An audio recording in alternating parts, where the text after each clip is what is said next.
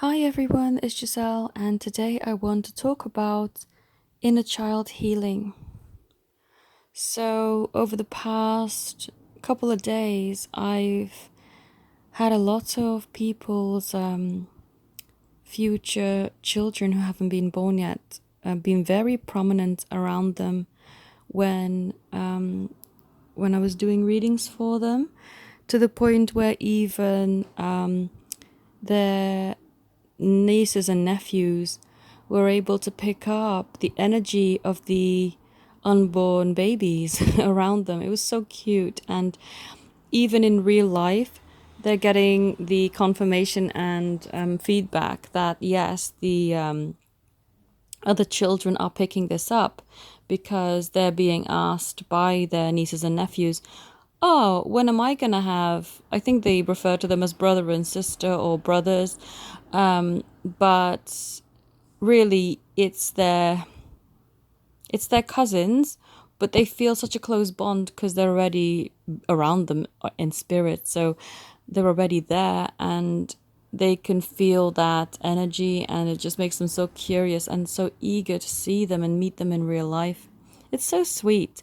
And it actually alerted me to the fact that we need to heal our inner child. And I know this is slightly different and not quite the same as, oh, you have future children that have messages for you. This is for you to actually revisit your childhood and heal any issues that may have developed into beliefs that now are hindering your pathway and don't serve you anymore. So I came across this technique and I thought, wow, it's really a nice technique, something that everyone can actually do, and it's really so peaceful and gentle. And I believe you can keep doing this, whenever you feel called to do this, because it's just so loving, and anyone can do this for themselves, really. I do offer healings as well, if people feel called for me to do them for them, but I feel that I also want to share methods for you to do this yourself, because I do understand that not everyone, A, can afford a session, and that's understandable. And B, I just want you to get the most out of understanding that you are also a powerful being and that you can use your powers. Because even when people ask me for, oh, should I get a healing with you for this, or can I do it myself, I encourage them to do it themselves first, and only if they feel that it's just a bit too much or too intense or just too painful for them to face on their own, or they just are feeling called that I should do it for them, then yes, I'll do it for them. But in the first instance, I will never push this on you. So if you ever had a reading with me and you may say, oh, but she's never offered me a healing, it's because I don't. I put it as an available item that you can purchase on my website, but I'll never force it onto you and say, oh, I must do this healing for you now. It's only when you are intuitively guided to ask me about it, then I will do it for you. Anyway, kind of off topic a little bit. Let's get back to what we are talking about. So this is your inner child, or kind of regressing to your childhood from this life and to heal aspects. Now, this technique I got from Robert Zink. I think I mentioned him in another video that I got. He's really useful for quite easy techniques, and they're quite effective. So I really like that about his way of doing things. So with this technique, you don't have to delve in and take out all of the pain and all of the negative energy per se, because I know some people don't like the trying the self-healing because they have to dig out so much pain and they kind of have to relive it. This one is quite simple but quite effective in the sense that, yeah, you're not digging out the pain, but you are revisiting yourself and allowing yourself to be free of any future pain as a child. So what you do, you get yourself into a meditative state, in the alpha state, through breathing and being in a relaxed environment. Maybe put on some soft music that makes you feel good. A candle to focus on if that's what you want. I don't always do that for my meditation, but you can focus on a candle flame if you want to.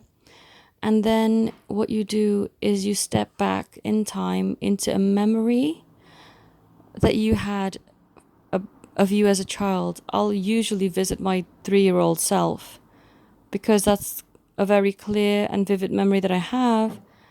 And that's the age that I feel I was still pretty secure and hadn't been to school yet, or hadn't had encounters where I felt people were judging me. I felt very loved, very accepted at that age, and not very many negative things have been imprinted upon me yet. Of course, when you're young, you're a sponge essentially, and you do pick up, energies and thought forms from people around you pretty much from day one. But if you can get yourself to an age as close as possible that you could still quite vividly remember it, and that you feel that you haven't been affected as much, because when I was 4 years old, I went to school and I felt that children were really mean and cruel, and because I do look different from your standard Caucasian child, and they, back then, this was the 80s, they didn't have a very diverse crowd there yet, so I kind of stuck out, and sadly, was a bit of a target, but let's just forget about that for now. Well, forever really. There's no need to hold on to that now. Basically, so that's the reason why I'm going back to 3 years of age, because that's the age where I was homeschooled. And I'll go back to a memory where I was just by myself, but playing and having a really good time just in my own little bubble and feeling happy about life. And I just had a nice lunch with my grandmother, and I just feel carefree. Well, you should as a child, really. There's nothing to worry about, but just feel peaceful and happy and content, and the world is my oyster, and nothing really negative has been imprinted upon me. So I visit her again, and I'll see myself as I'm looking, as in the third person, looking in at myself when I was younger, when I was 3 years old. And I will use the Hawaiian prayer. I can't quite pronounce the actual name for it. There is a name, but it's quite, yeah. I'll just call it the Hawaiian prayer. That's how Robert referred to it as well. And then, you will sit with your child's, well, with your inner child's or your past child's, whatever you want to refer it to as, you as a child's energy. And you sit with them and you look at them, and they'll smile back at you, and you'll say to them, "I'm sorry. Please forgive me. Thank you. I love you." And I like to give mine a hug because she needs love. We all need love. And so she smiles at me, and I then walk away.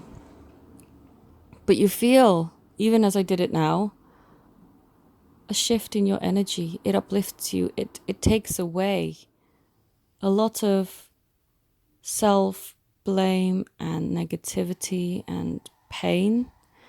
And even if you think, oh, but I've done a lot of healing and this and that, and I'm sure that I don't carry very much pain, it's still good to do this because it does lift you up again.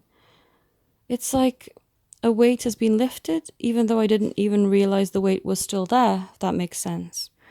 So it's such a beautiful way of just elevating yourself, healing yourself, and allowing your past to no longer hold you down. Even if you don't know what those barriers are, it's still a way of releasing them.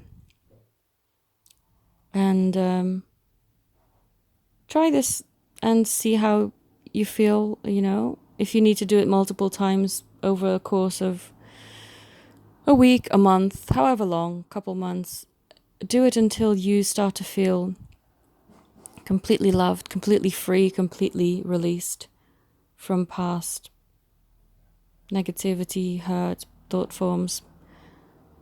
I know that I did post a meditation on my other channel that has a different way of releasing old beliefs, but I feel this one is it has a different energy about it again, and I really like this. So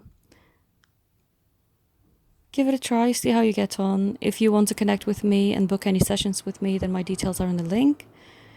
Thank you to everyone for being supportive, for just being here on the journey, allowing me to help you. And through me helping you, I also learn so much. So thank you all. I really appreciate you. Have a beautiful day. Namaste.